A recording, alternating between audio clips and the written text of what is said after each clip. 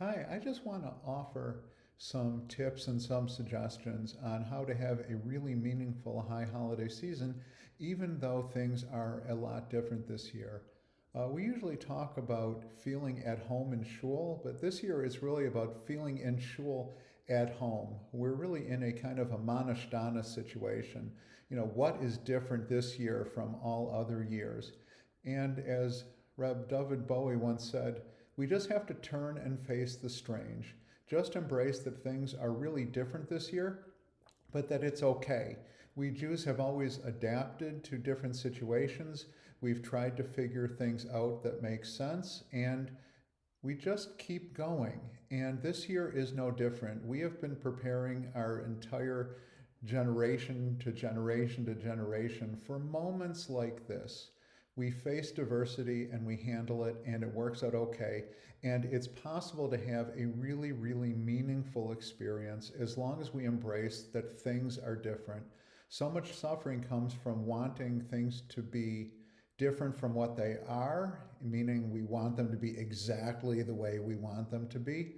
And the way we reduce that kind of suffering is just embracing this is what it is, this is our reality, and we're going to do the best we can. So I'm just going to share some tips and some ideas. You can take them and incorporate them yourself. You can change them around, or you are free to ignore them altogether. This service is for you. This is your experience and what you make out of it, what brings meaning to you and to your loved ones. So I want you to think about first that our home actually is a sanctuary. The Torah says, "Vasuli mikdash v'shachanti b'tocham." Any place that you make holy, that's where God is found. I mean, ideally, we would be together in the sanctuary and the social hall and the chapel. Some of you, I hear, even go to the lobby occasionally during services. I don't have any independent verification of that, but I love the fact that people are around. That's what makes it holy. It's not the building that makes the people holy. It's the people who make the building holy. And when you're at home, no matter where you are, if you have a house, a condo, an apartment, anywhere that you happen to be, that place is your sanctuary. And that's where you can create meaning for yourself. We're going to be Zooming services and we're going to be Zooming them live. We are going to be praying along with you. And you have a number of choices with Zoom. You can watch and listen.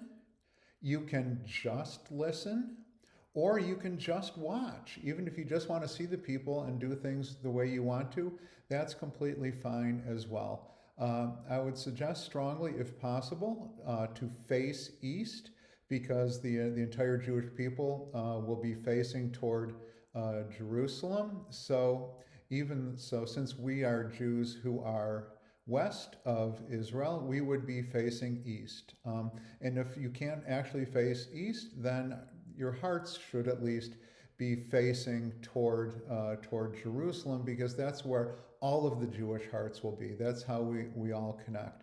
I would suggest sitting in a chair instead of a couch, just because you can sort of sit and be alert. But if you want to sit in a couch because that's more comfortable for you, or on the floor, on a cushion, anywhere where you can be comfortable and focus at the same time. I suggest also that you create a sacred space that you can kind of walk into, meaning that there's a section of a room, a separate room if you have that, but just a sense of you are walking into a space that is dedicated for the service. You can put ritual objects there that mean things to you, like candlesticks, Kiddush cups, a tallis, pictures of loved ones. If you have any kids in your life, have them make decorations for you and place decorations in that area for the holidays. If you've gotten any kind of holiday cards, to set them up there. You can write and illustrate your own prayers. I'll talk about the Machzor, the prayer book, in a moment, but there's absolutely nothing wrong with just writing out your own prayers on a piece of paper and decorating it and just having it near you during the service as well. And if it looks childish, not only is that fine, I would say all the better.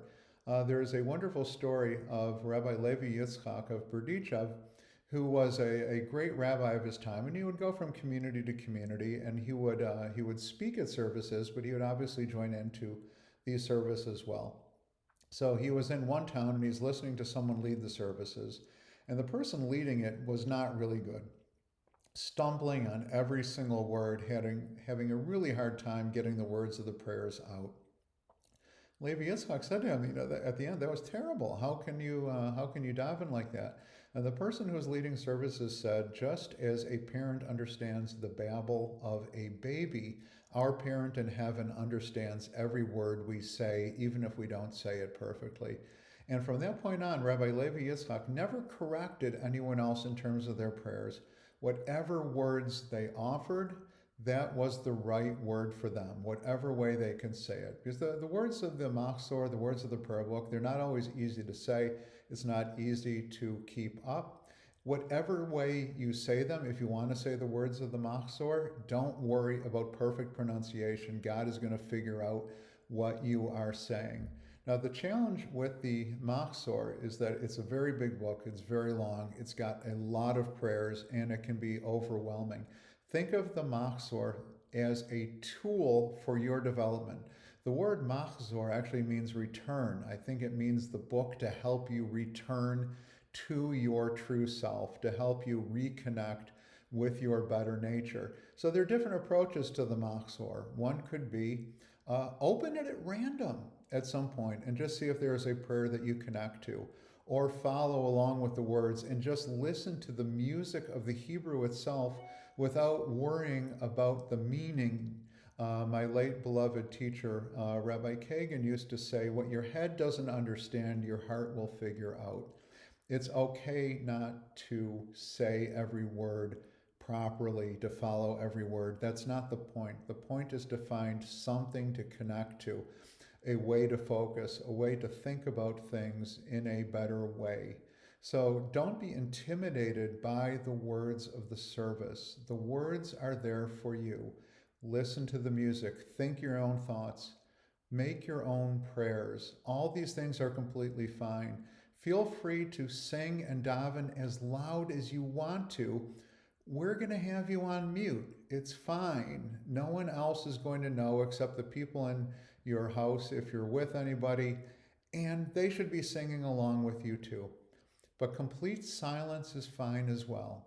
If you want to pause and just take moments for reflection, that's perfectly okay as well. The important part is feeling a sense that the entire Jewish people at the same time, in many, many different ways, are finding a way to connect. And ultimately, that's what the holiday is really about. The holiday is about finding meaning and sweetness and joy in our lives when things are really difficult, when things are strange, when things are unexpected, when things are different from what we hoped. We still find a way to adopt. We still find a way to make it through. And I think that we need to think about what really matters to us. This is the focus of the holiday. What matters to you now? Who matters to you now?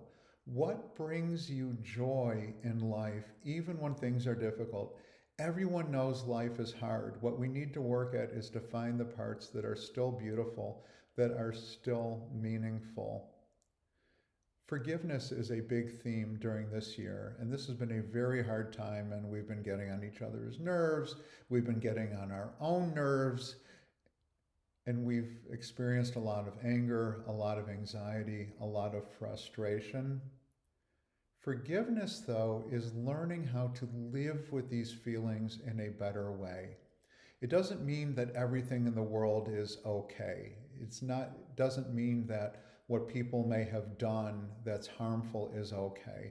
What it means is that you're not going to let your feelings about something else or about someone else or about circumstances in the world control your life and your decisions and the way that you live your life. Forgiveness means, what is my role in maybe having created harm in the world, and what can I do to make it better? And also realizing that there's a lot of things in the world that I can't control, but I'm not going to let it control me either. And this is really what the entire high holiday season is about. We're going to watch the services, we're going to sit in our space, we're going to offer our own prayers, and we're going to remember that even though we are all in our homes, we're really in shul together.